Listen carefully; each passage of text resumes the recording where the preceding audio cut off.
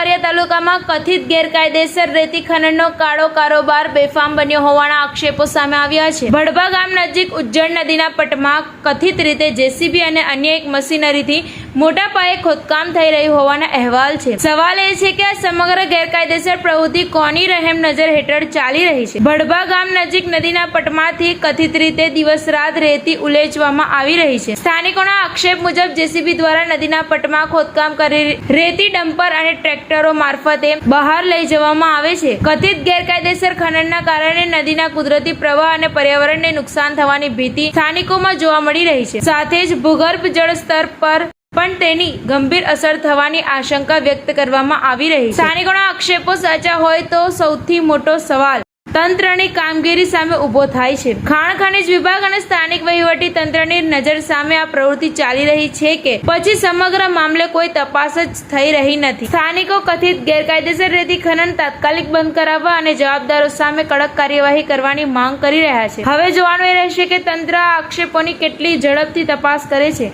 અને નદીના પટને બે રોકટોક ખોદી રહેલા તત્વો સામે ક્યારે કાર્યવાહી થાય છે।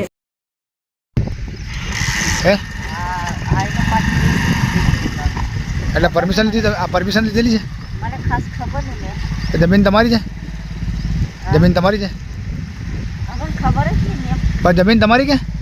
આ હું તો ઘરે સારવા આવી છું, લાકડા લેવા આવી। પણ જમીન તમારી? જમીન તો